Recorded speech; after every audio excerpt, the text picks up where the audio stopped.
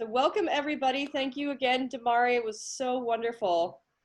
And this is our last of this series for this season. So I think it was a great way to wrap it up, actually, to just talk about how, because this is the 10th video we've had, and they are all a little bit different, but I loved it that you made the point that every single note that you play should be played beautifully and musically. I think that's so important. And yeah, so anybody who has any questions, just raise your hand or type it into the chat. We're happy to have you all here. I just want to say real quick that that's a message that I preach to all of my students, private students, orchestra students, no matter what you're doing, warm-ups, long tones, you name it. You always got to be playing with your best sound. I'm glad that you kind of reiterated that and kind of strengthening my argument there. It's great. Yeah, if you're not doing it, then you don't know how to do it, So it's really, I think it's an important part of development, because it puts into context any kind of effort that we're putting into technical work, into trying to get from point A to point B. It's better if you're, no matter if you're playing a piece of music or you're playing an exercise. I actually find when I'm playing exercises, like when I'm actually really playing them how I would be performing the same notes, then when I find these same notes in in a piece of music, I'm already there. I don't have to then at a later time inject these notes with expression. They're not, it's because the expression is always there. I think it's been helpful to me.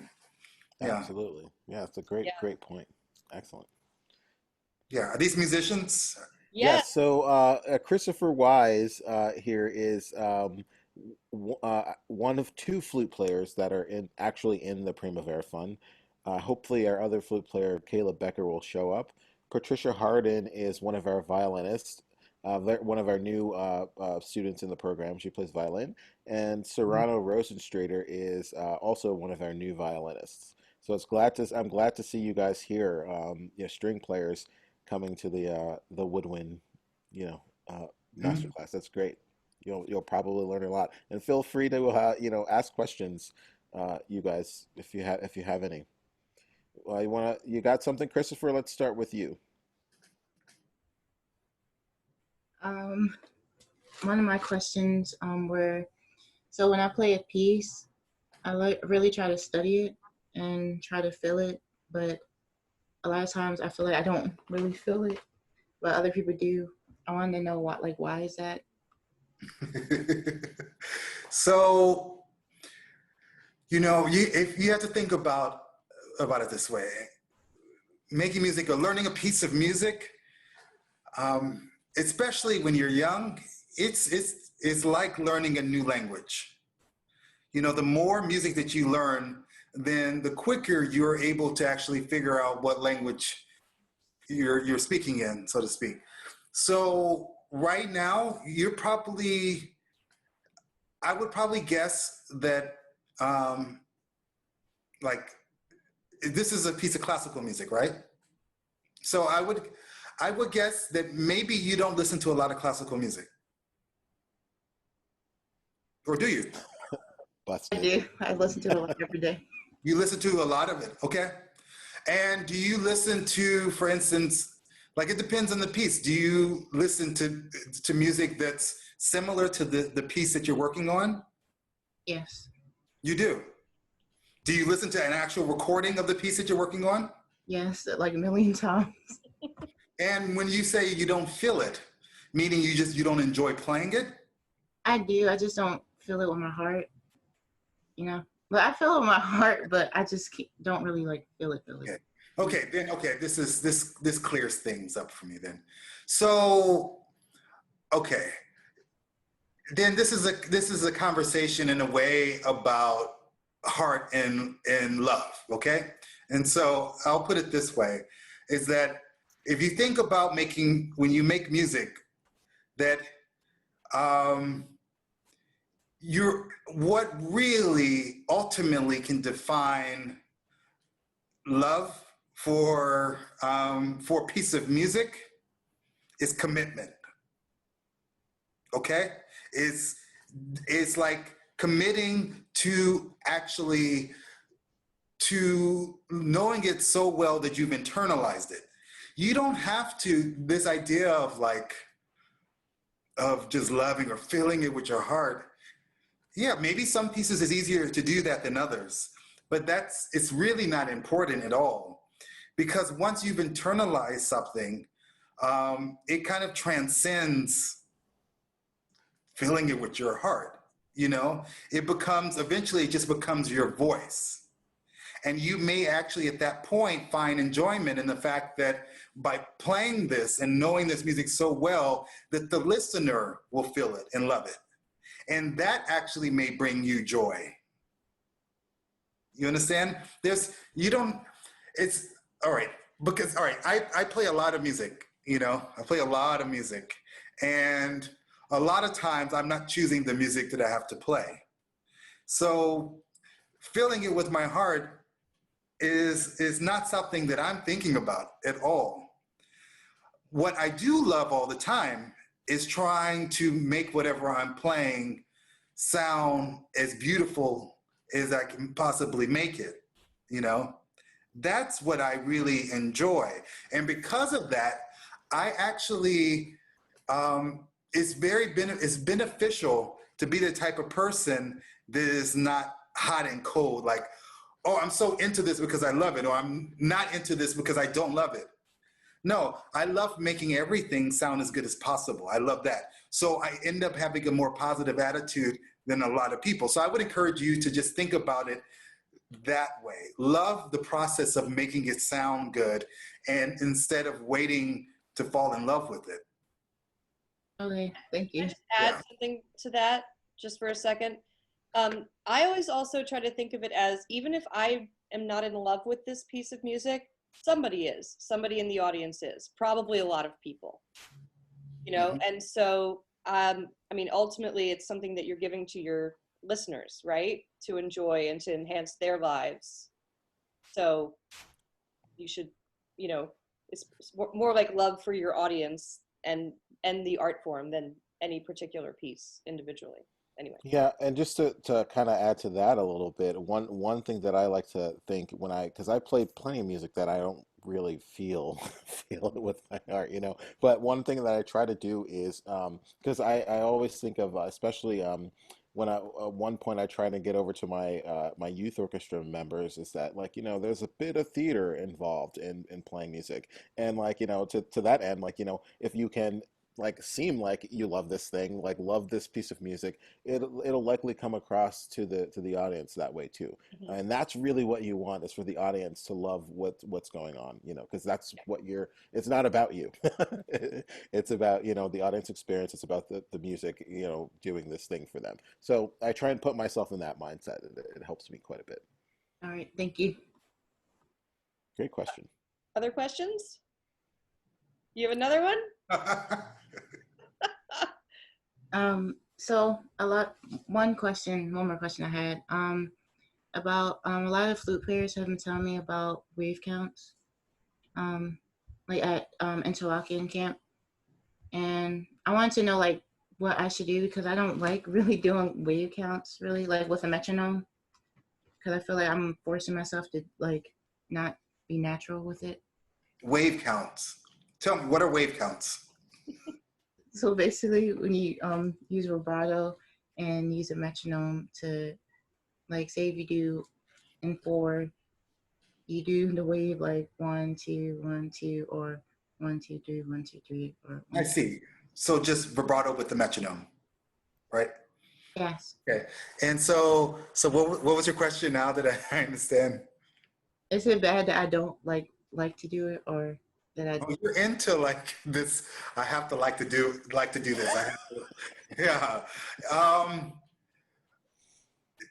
That doesn't matter. I mean, what you should ask is that Do you want to have better control of your vibrato in order to have um, freedom to use whatever vibrato you want? I'm sure you would love that, to be able to use vibrato to make hopefully an already beautiful sound even more beautiful with the vibrato. You want to do that. If you want that freedom and you understand the importance of playing with a beautiful vibrato, then it doesn't matter if you don't like doing the exercise, you'll still do it. You don't have to like everything. I mean, you don't have to like exercising to know, I mean, but you may still exercise because you know it's good for you, you know? So it's very similar to my response to the previous question. Find out the ultimate goal, and you will then do this exercise that you're not really feeling because you want to achieve that ultimate goal, you know? I think that's something you can really think about in general. Just looking past this one little thing that you may not like. That's the first step usually in accomplishing a much bigger goal. And then focus on that. And then you don't even have to question whether you like it or not. You'll just do it because you need to do it in order to accomplish that goal. All right, thank you. Yeah, good questions though. Yeah. Anyone else? I can answer violin questions. I know you guys have some questions. Serrano? I have a question that's maybe about your flute journey. Could you talk about the process of finding tension in your body and letting it go, and how maybe at different stages in your life you became aware of different tensions in your body? Mm-hmm. Well, I would say that when I was younger, I didn't really think too much about that. Except for there was a period of time when I practiced all of the time. And, the side of this finger would be completely swollen from holding the flute here, completely swollen. So I was forced to be aware of that because it hurt,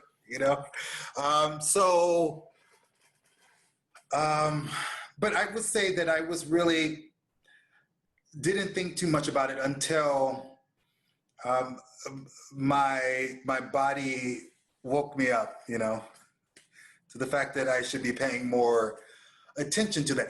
Actually, to be fair, even when I was younger, maybe it was for superficial reasons, I wanted to look cool when I was playing the flute. And to me, that actually happened to line up with being completely relaxed. This was a indirect path to being aware of what my body was doing in order to achieve what I wanted to achieve. It was indirect, but my desire to look like what I was doing was effortless. And that was a conscious goal. That was something I thought about. I really wanted to look like everything I was doing was easy, because I felt that if I looked that way, then it would be, here for me. So indirect way of actually, I ended up, other than over practice and developing swelling here, in general, playing in a way that was healthy for me. These days, though, after years and years, decades of playing the instrument, I'm completely aware of things that are necessary in order for me to continue this journey at this point. That's why I think it's important to address this earlier on in a student's path, so that they increase the likelihood of not encountering problems. Luckily, I still haven't encountered any major problems, but that's just a coincidence at this point. That was luck. I think it's important to develop this connection between, you know, what you're trying to do and what your body needs to be doing in order to maximize what you're trying to do. And that never involves tension, ever. So yes, right now I'm aware. When something is not quite right, almost always it has to do with some tension somewhere, some tension here, you know, here, even in the hands, everywhere. So it's something that I think about a lot now, but I wish maybe woulda, coulda, shoulda, that this idea was introduced to me early on. Yeah. It would have probably had a positive effect on the sound that I was producing, the music I was producing, if I had been conscious of it earlier. Mm-hmm. Great question, Mike. Yeah, definitely. I have a question. Mm-hmm. What are some of the things that you've been doing during quarantine to keep yourself going? Because I know we're all suffering from not being able to play with other people, which, you know, I'm assuming our ultimate love is to play in ensembles with other people. So what are some ways that you're addressing that in your own practice, in your own life? Mm-hmm. Well, yeah, for the past 4 months, except for the past 2 weeks, I've gotten a chance to work with the pianist a couple of times to make a video, to record a recital. But prior to that, you know, it's been an opportunity to work. It hasn't been consistent, you know, but for the most part, I guess it has, but I've allowed myself time to sit in the couch. And I think it's healthy, but it's also as healthy, if not more, to know when to get off the couch, really, because if you don't do that, then there's no balance in just sitting on the couch. But if you are able to know when to get off the couch, then you're actually tapped into something really important, and that's balance. So, but overall, I'm fully aware that it's an opportunity. You know, it's an opportunity for all of us. Although most people, I believe, won't be able to say that they've come out of all of this better than they entered. Most people won't. So all of you guys, I encourage you not to be one of those people, because it's a shame that this has to be the reason why we have an opportunity to spend quality time with ourselves, you know, hopefully progressing and growing. It's a shame, but nevertheless, for better and for worse, it's a once in a lifetime experience, hopefully. You know, you know, but it is, I just, you know, during times of crisis, financially speaking, the wealthiest people tend to become even wealthier. You know, when the crisis is over, or they're in a position to actually 5 years after the crisis to be wealthier than they were prior to the crisis. Okay, and I believe the same goes for us as people and as, you know, musicians or whatever you choose to do or to be, is that it's a time that to invest in yourself, so that either right after the crisis or 5 years after the crisis, you are actually so much better than you were prior to the crisis because of the investment you made in yourself during the crisis. So that's what I've been trying to do. Just perfect my sitting on the couch and getting off the couch. That's a good goal. Yeah. I look up to that. That's great. Yeah. Yeah. Great. Any Trisha? other questions? These are great questions. Chris Okay. has another question. Oh, let's let Patricia go. Patricia go, and then you, Chris. Okay. So I had a question about about your music journey. How did you start out playing the flute, and in turn, how did that go? How did that progress to you being in the Seattle Symphony? Oh, that's a big. It's like you. I'm basically just asking what made you want to play the flute. Was it just music just in your family, or was it just introduced to you in school? So, well, first, my parents, when they were dating, before I was around, would have like just jam sessions for fun. I mean, they weren't musicians really, just teenagers, just partying, and they would have these jam sessions. And my father would play an African wooden flute. I don't know where in Africa this wooden flute was from, but and my mother would sing, and my uncle would play bongos, and my mother bought my father a used metal flute of some sort, maybe silver-plated flute, that I eventually found when I was 7 in their closet, and some books and things like that. So that's how I discovered the flute, and I loved it immediately. I love the sensation of playing the flute. I love the feeling of you blowing in the sound comes out. And so I think that's actually one reason why I continue to love it, because even more, at least initially, more than the music I was playing, it wasn't about that. It was about the feeling I got of playing this particular instrument, as opposed to even music, like the feeling, so therapeutic, playing the flute. So that paired with, I think, another key thing in my early years was that some of the first things I played in the flute were like songs from musicals, because my mother wanted to hear them. She wanted to hear Memory from Cats and some stuff from Phantom of the Opera, and To Dream, The Impossible Dream, that kind of stuff. She just loved that.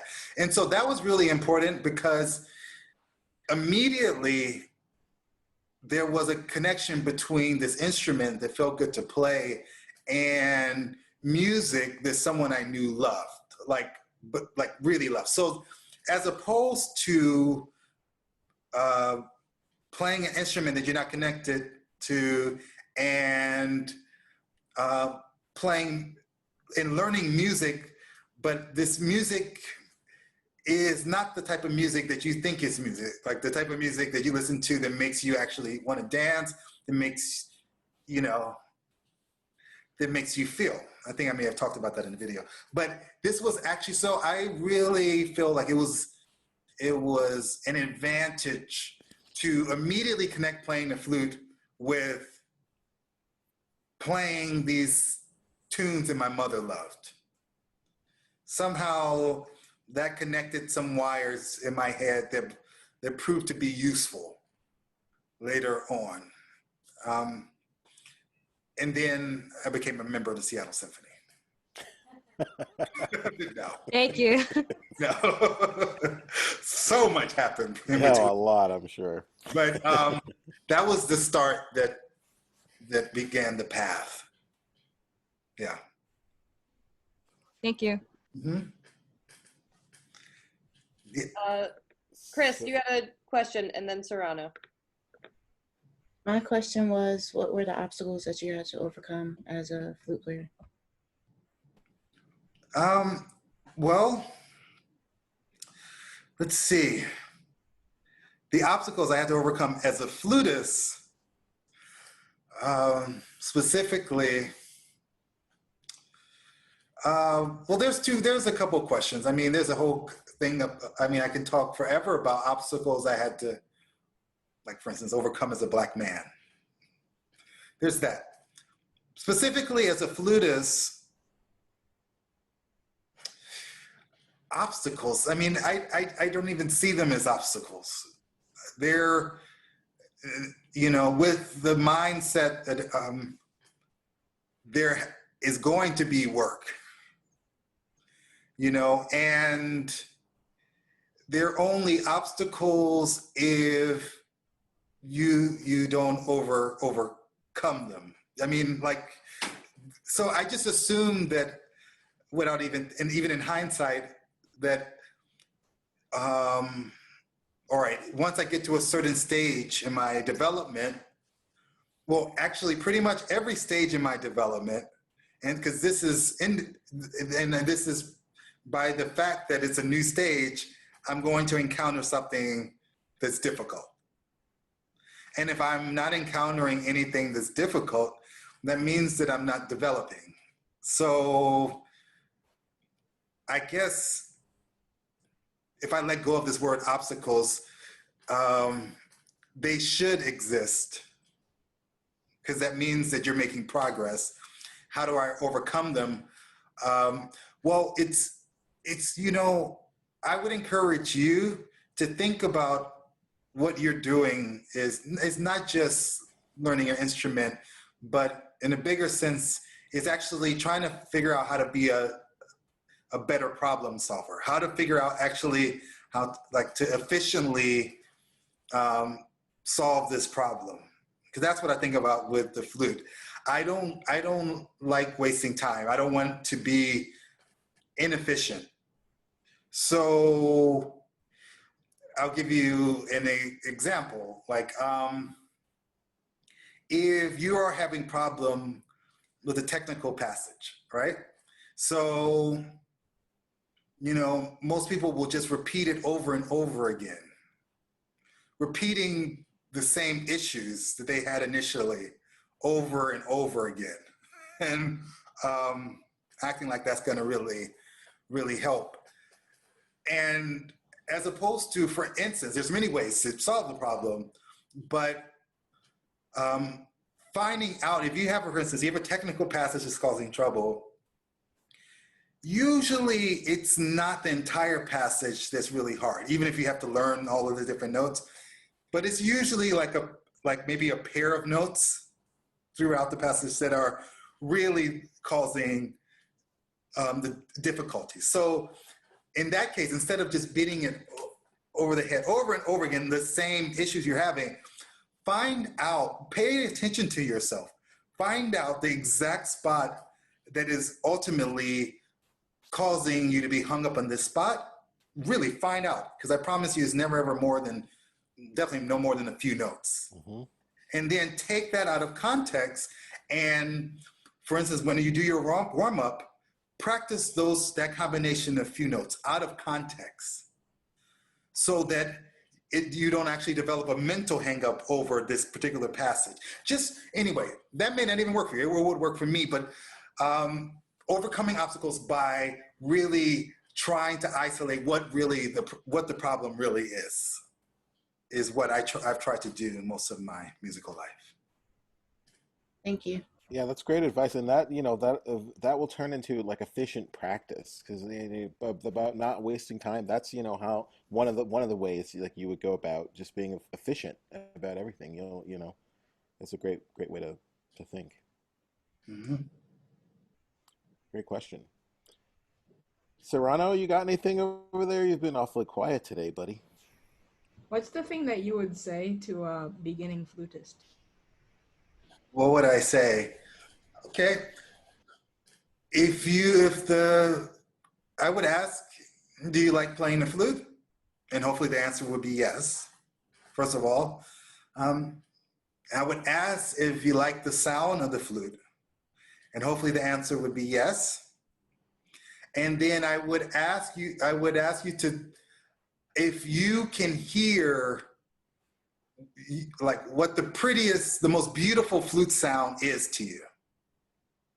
If you can hear it, or if you know that someone that plays with the sound that you really think is a beautiful sound, that would be a really important question, because I would need for you to have that sound in your ear, in your head. I would want that flutist or any instrumentalist to know exactly what their ideal sound is like. It's a question, I don't know how often that's really asked, but I would ask that question And after that, I would ask if you think that you sound like that, or if you sound if you're on the same level as that. Chances are great the answer would be no. Okay? Then I would ask you maybe to play the flute and try to imitate that sound. You know?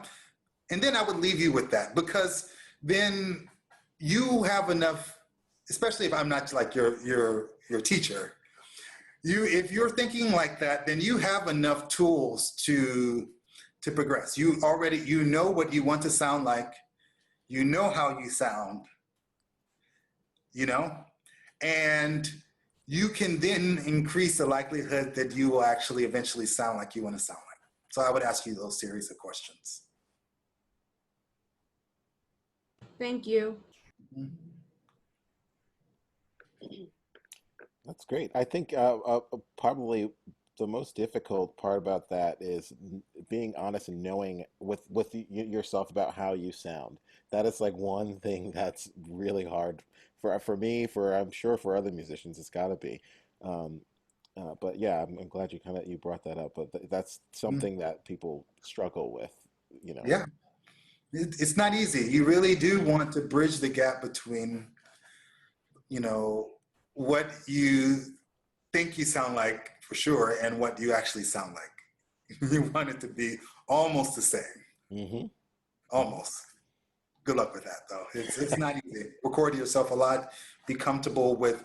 Sometimes I really sometimes don't trust what I'm hearing, but over the years, between a combination of recording myself and knowing what I sound like under a variety of situations, when I'm not feeling great, knowing what I sound like when I think I sound bad, when I think I sound good, knowing what I sound like when you think I sound bad and when you think I sound good, and just being as comfortable with all of that, so that eventually it is a source of confidence, because then you can know even at your worst, ideally you still sound good. Mm-hmm. That's great. Mm-hmm. Any other questions from anyone? Yeah, I have another one. Mr. McGill, I was wondering if you could talk a little bit about, or I'm gathering that for you, it's very meaningful to play music for people and to know that you're providing them with that experience of something they love, starting with playing for your mother. And I was wondering if you could comment on what's really meaningful for you as a musician right now, and if you would say that's the same idea that I had as a young musician, or if there are new motivations or new definitions of what's meaningful that have come into your life as you've grown your career. Oh, definitely. So that original connection to the instrument and to making music for someone, that still exists. That's still important, and you know, it brings me some joy. That paired with the thing that I enjoyed also from the start, even more so now, but is just getting better. So the craft part of the instrument, just aside from communicating, or actually it could be connected to communicating, just getting better. I've enjoyed that. But what's new-ish is the value in sharing the ideas, and the value in trying to help someone else maximize their potential. Teaching. That's equally important and meaningful to me in my life right now. Definitely, I can't imagine an existence where I was performing but not teaching. No, so I can't imagine that. So that's definitely new. Seeing someone else actually, grow. And yeah, actually, there's a variety of things connected to that, like doing a variety of things to make sure that young musicians of all colors, and maybe in particular those that look like me, are coming into a music environment where their ability is recognized and their excellence is rewarded. Things like that, yeah, are very important to me. Good question. Anyone else? Christopher, you got one more loaded up? Oh, well, my last question was, why is it like so hard, like as being like a Black man, like hard being a flutist, like in the world? Like, why is it so hard to get like where you want to get? That is a very.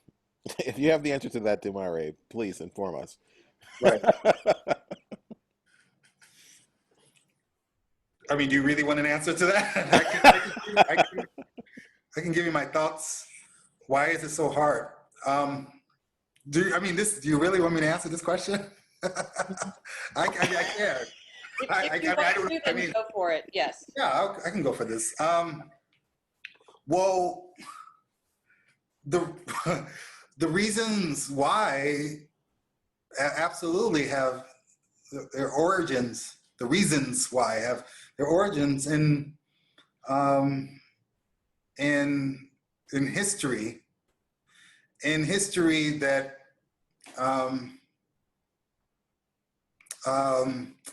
has never talking about efficient problem solving. There's never been efficient acknowledgement, let alone an attempt to problem solve. If you want to, like I was on a Zoom meeting earlier with the school I teach at, CCM, the University of Cincinnati College Conservatory of Music, and we were talking about social justice and things like that. And I've been doing a lot of these talks with in the orchestra world, with my own orchestra and with other orchestras. And one thing I realized, well, I mean, I didn't realize it just today, but it's really important to know, to acknowledge that something is an issue first, to acknowledge your role in either the problem or the solution, or maybe both, in order to figure out what needs to be done to solve the issue. So, in regards to your question specifically, I believe that if we're talking about Black men, young men, old men, middle-aged men, the problem is that people fear us. And let me explain this, okay? But the people that fear us actually are missing out on a great opportunity. And that is an opportunity to actually, for them to grow, because if your neighbor is excelling and your neighbor is exhibiting qualities of excellence, then that increases the likelihood that you will in turn grow as well. That's why I want to be around good people, people who are good at what they do. That's because that is one of the fastest ways to find some version of success, whatever that means for you, is to be around people that are in search of that success, whatever that means for them. Really, that is the fastest way. So, so this fear is actually has nothing to do with you. It has everything to do with them, because it will, as you rise up, it will actually force them to face their weaknesses and to face their contribution to the problem. And people don't want to. People don't want to do that. To connect it to music and to connect it to knowing what you sound like. Actually, most people don't really want to know how they sound. People are scared to record themselves, even though they have a concept of their ideal sound. If they actually record themselves, they'll realize how far away they're from it. So they just don't do it. So in the case of, socially speaking, in this world, most people don't actually want to do that, their version of recording themselves, And so by seeing you succeed historically, it would actually mean that they would have to come in direct contact with the fact that they've spent hundreds of years preventing you from succeeding. And that on them is a lot of weight. And a lot of people are too weak to actually deal with that weight. So they try to keep you down. But ultimately, you have to determine how much strength you have. You just ask yourself, how much energy do I have? And hopefully the answer is a lot. And then you do everything that you have to do to get to where you need to be. And the reason why this is important, you can say, well, why do I have to do extra work? Why do I have to work harder than this person? Well, the reason this is important is because you feel pride in being part of the solution, okay? And the reason why you should feel pride in being part of the solution is because you want to ensure that another person who's your age now has to deal with less unnecessary obstacles. And the only way we can assure that actually is for you to actually find success for yourself. So it is a complicated question, but I personally don't have time or the patience to wait around for someone who doesn't want to actually acknowledge that they're part of the problem. I don't have time for that. So I encourage you within your own life to find your version of success, because with that success actually comes more power to solve the problem. Just really quickly, I just want to tack on to that. I embrace this definitely in my orchestra life. I actually really believe that the work that I'm doing and some of my colleagues are doing will change the orchestra landscape in 5 years or less. I actually really believe it. And if not, then I didn't do enough. So find your own version of success and use that power to be part of the solution. And then you don't actually have to worry about people holding themselves accountable, because your being successful already is doing that. Okay, that's kind of what I have to say. Wow, yeah, that was great. That was great. Yeah, thank you. I can't think of a better way to wrap this up. Maybe that's good. Yeah. I'm hungry now. It was really great questions. And Demarre, again, I want to thank you so much for doing this. And for all of you, you should know the video will be up on our website, as well as this, not our website, but our YouTube page, as well as this Q&A. We'll load this up there too, so you can reference this for any students or whatever you might want it for. It's here for you guys. Again, thank you so much, Demarre. I really appreciate this. It's really great. It's a real pleasure. Excellent questions, all of you guys. A real pleasure. Okay. Really Thank wonderful. you so much. Okay, take Thanks care. so much, everyone. It's great to see everyone. Thank you. Bye. Bye.